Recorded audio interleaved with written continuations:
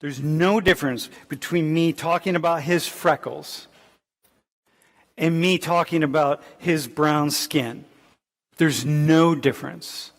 If I bring students up in the front of the class and I line them up between those who have a lot of freckles to those who have very few freckles, and I line students up according to those who have really darkly pigmented skin to really lightly pigmented skin, there's no difference. Because all we're talking about is hundreds of thousands of years of human Homo sapiens passing on their DNA, and then their bodies adapting to certain climatic conditions and a range of other things happening. That's all we're talking about. And in fact, by talking about skin at the same level we talk about freckles, fundamentally what I'm doing is doing what people say we should be doing, which is not seeing race.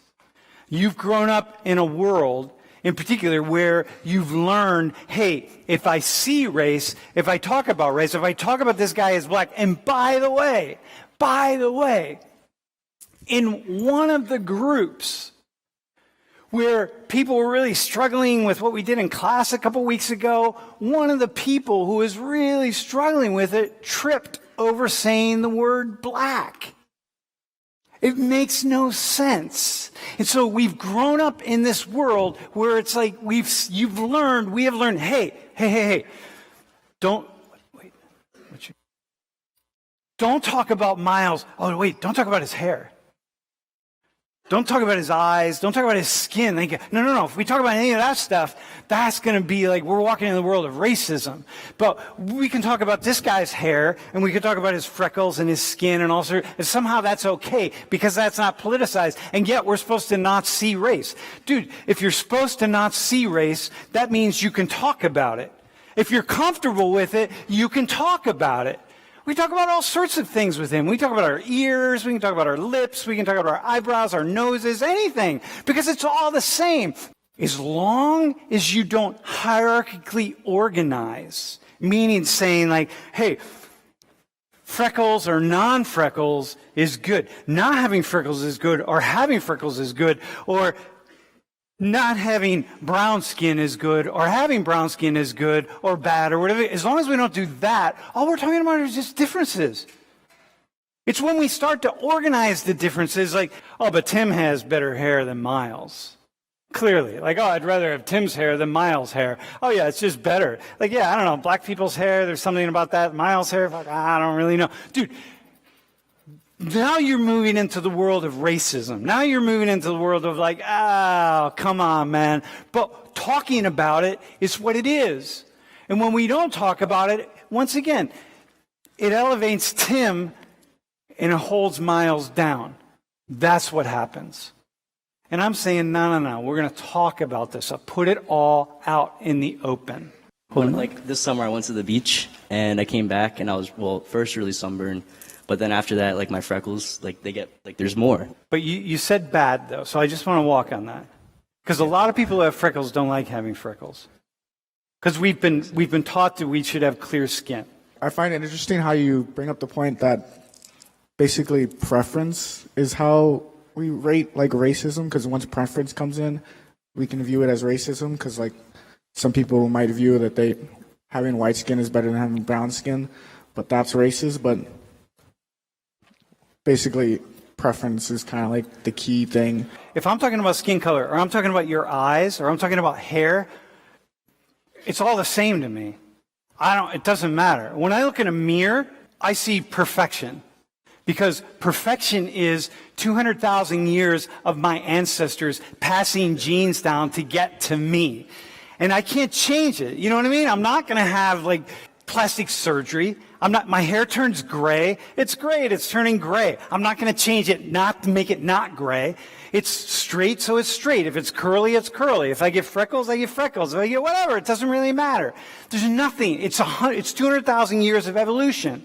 And so, but what we do is we live in this world where we judge ourselves. And it's like, I should be lighter.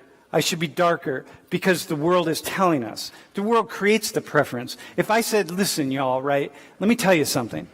The sexiest human being in the world is the ideal person in the world is 3 feet 8 inches tall, 3 feet 8 inches wide, and you grew up thinking that, and everybody around you was saying the same thing. And they'd be on the cover of all the magazines, and they'd be the movie stars, and you'd be loving it because you were taught to love it.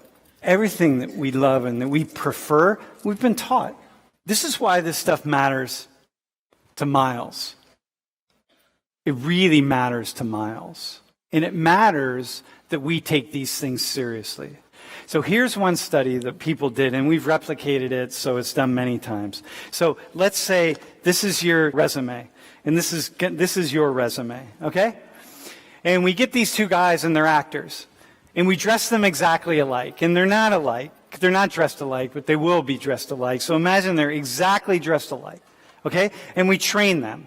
So you're the same height, you're the same weight, you wear the same clothes, everything. You teach you how to walk. So we teach you exactly how to walk, exactly like one another. We teach you how to shake hands. It's like, okay, that's good. And you look in the eyes for 3 seconds. Count to 3. 1, 2, 3. Got it?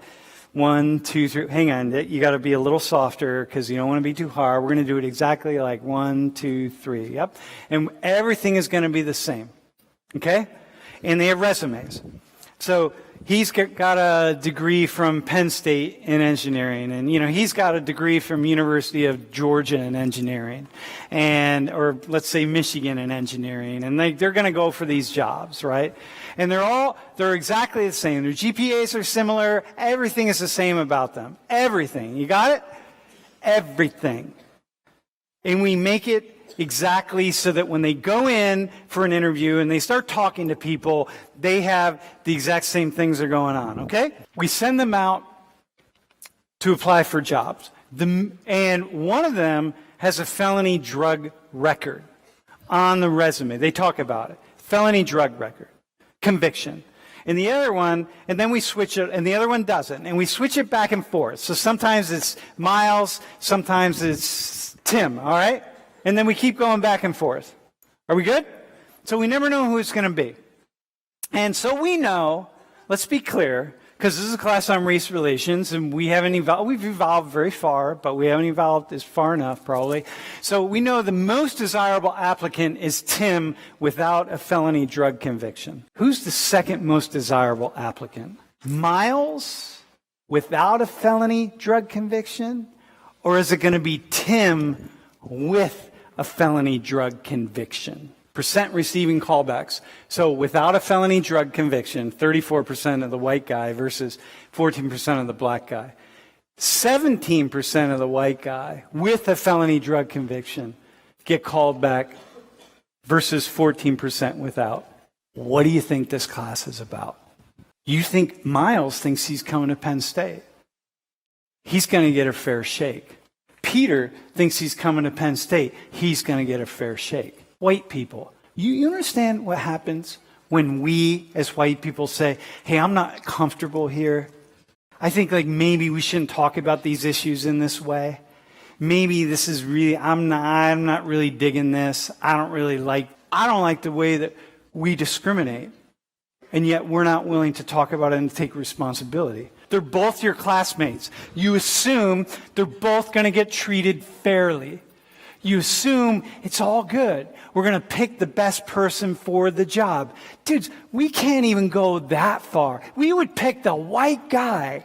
This is only one study of many, many, many studies in which we've controlled for everything, yet we're still going to pick this guy over this guy. Even when this guy has a felony on his record. And we have the kind of contentious conversations that we need to have, because otherwise, where are we going to go? I guess this could be all tied into the idea of white privilege and everything. And I guess it's just I don't think it should be true. It's crazy. I don't really know what to think of it, but it is what it, I don't know. I don't want to say it is what it is, but it doesn't seem like the statistic, like it's not changing. It shouldn't be that way. Yeah. And yet it is that way. Yeah. And yet you're going to, when you get your degree, when they hang you your degree, and then you're going to get the degree, you're going to like, yeah. And your parents are going to cheer or whatever, and you're going to have this degree, and you're going to think, oh yeah, I fully earned the degree. I got it. And I deserve this, and I deserve everything that comes to it. Yeah, well, you know what? And he's going to have the same thing. He's going to get the degree and shake a hand and go like, yeah, and his family's going to cheer. And everyone's going to be like, you're going to be at graduation, and you're going to assume that these two guys are equal, and they're fucking not equal.